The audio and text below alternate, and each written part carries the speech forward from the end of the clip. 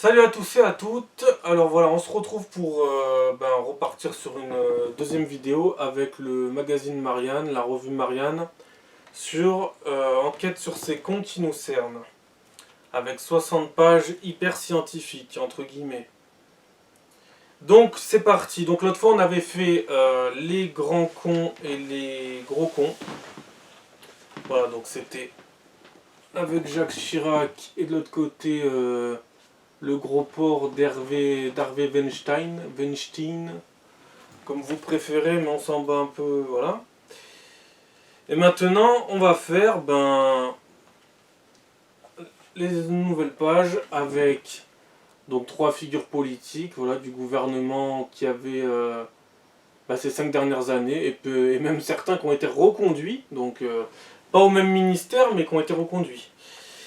Donc on a Najat Vallaud-Belkacem, Gabriel Attal et Benjamin Griveaux. Voilà. Donc c'est parti, Psycho, c'est parti. On démarre dans cette nouvelle vidéo par les salcons. Les salcons. Des punaises sans foi ni loi. La bassesse intégrale. Prêt à toutes les malversations. Tous les coups tordus. Fielleux, suffisants, grossiers, sans honneur ni courage, ils vendraient leur grand-mère aux Chinois. C'est un genre qui ne se déjuge ni ne s'excuse jamais des erreurs qu'il a pu commettre. Hélas pour l'humanité, la pandémie lui a récemment ouvert un boulevard. Il suffit de voir sur les chaînes Info les officiels Salomon Véran et leur ribambelle de Dr Knock plonger nos compatriotes dans la dépression à coups d'injections contradictoires sadiques, de propos outrageusement alarmistes et de contre-vérités stupéfiantes. L'espèce prolifère dans les ministères, les bureaux calfeutrés et surtout dans la jungle de l'entreprise où c'est toujours le plus salaud qui gagne. Rockefeller, qui enfant faisait des prêts avec intérêt à ses camarades et commença sa carrière en vendant des médicaments miracles contre le cancer, composés d'huile et de laxatifs. Quand il est dans le pétrin, ce qui lui arrive assez souvent, le salcon embrouille sans vergogne ses proies avec la créativité du vendeur de téléphone. Il y a la version baratinage minable, Castaner, alors ministre de l'Intérieur, minimisant le rôle de Benalla. J'ai entendu l'Élysée dire qu'il était chargé des valises. Plus c'est gros, plus ça passe. Il y a la version entourloupe lyrique où se sont illustrés Mitterrand ou Macron, ces grands littéraires, voire les émouvants jours heureux évoqués par le locataire de l'Élysée, sésame pour nous imposer des jours de malheur sans fin. La peau de vache femelle n'est pas en reste. Surtout quand, comme Anne Hidalgo, elle se donne pour mission avec le succès qu'on sait, de changer la vie, la rendre plus facile, plus belle.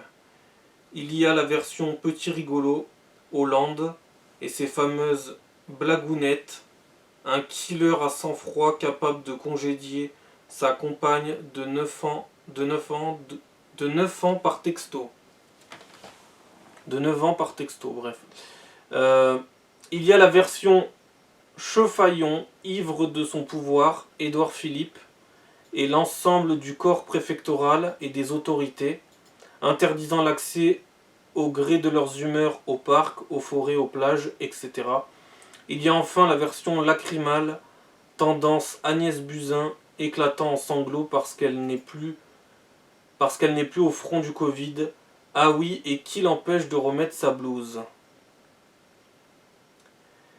Ou Najat Vallaud-Belkacem, pleurnichant d'être offerte à tous les mensonges, à toutes les insanités, par ailleurs accusée de maltraitance par ses collaborateurs, signe infaillible, le salcon se démène pour rester au pouvoir quoi qu'il en coûte.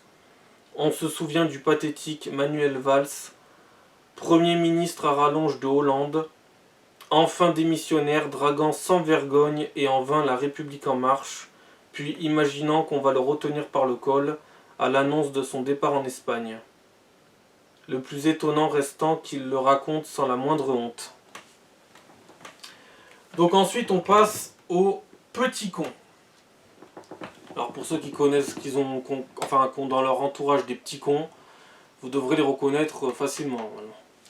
Alors les petits cons, bien de leur personne, mais bêtes comme leurs pieds, prétentieux, aucun humour, pète sec, ils ne savent pas qu'ils ne savent pas. Ce qu'on appelle, non sans une pointe d'indulgence, de jeunes fats. Il y en a des rayons entiers, superbement brocardés chez Balzac et Flaubert, et des wagons qui s'ignorent dans le cinéma d'auteurs français, voire les physiques à mèche à la Antoine Doinel. Et pas Antoine Daniel. Antoine Doinel. En France, le petit con a généralement fait de brillantes études. Le jeune Branco est une référence. Il est à minima ce que l'on qualifiait de science-poseur, autrefois. Mais les chiens aboient et la technocaravane des petits cons passe.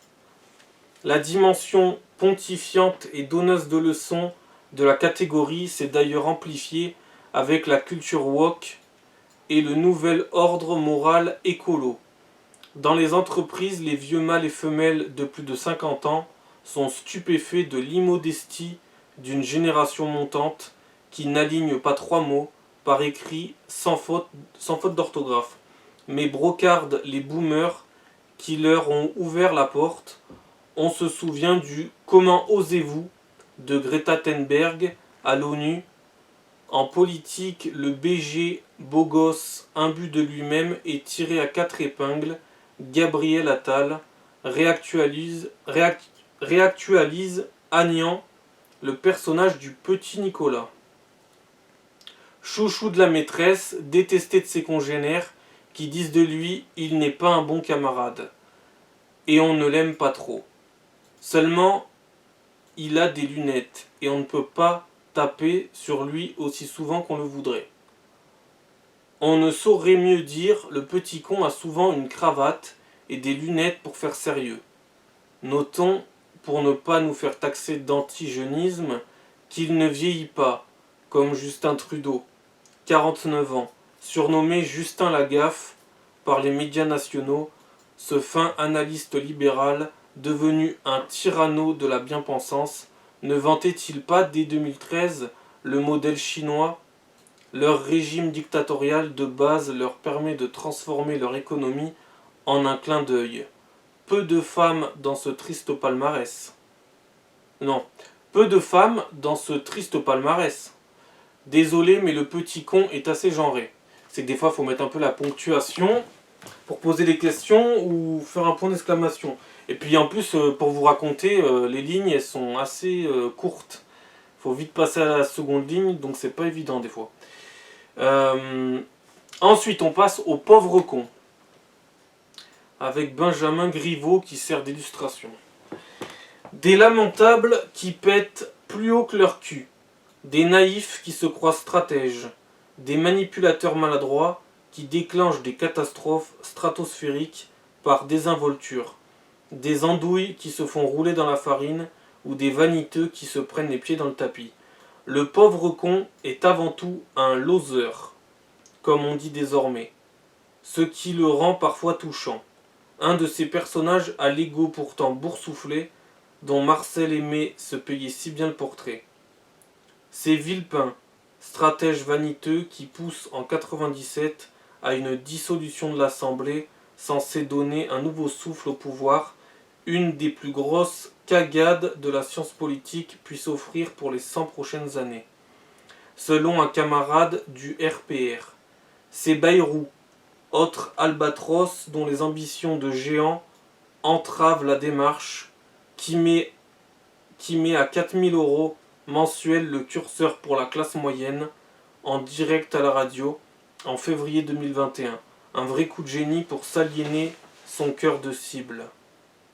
C'est Juppé qui fait encore ses courses à prise unique, 15 ans après la fermeture de l'enseigne, quand il veut faire peuple, et qui ose s'énerver quand on le tacle pour ça.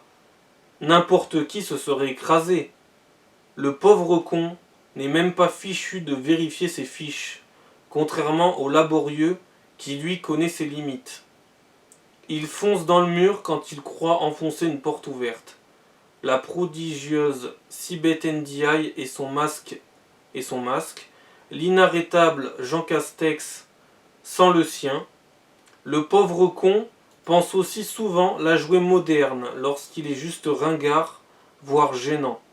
Comme disent les jeunes avec bon sens, le compte Instagram du ministre de l'économie Bruno Le Maire plonge dans l'affliction, photo du héros en short, tout rouge après l'effort, présentant un plat de ratatouille à la coriandre homemade ou posant avec des raquettes juste avant son débat avec Zemmour, en commentant « Il va y avoir du sport ».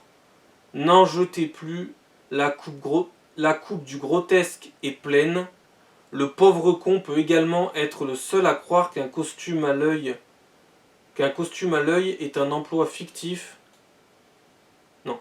Qu'un costume à l'œil et un emploi fictif échapperont au radar de la malveillance. François Fillon. Ou qu'une branlette intime ne laissera pas de traces. Benjamin Griveaux. Étrangement, ce dernier n'est pas le seul à penser qu'un dick pic, quand on fait de la politique, est une bonne idée.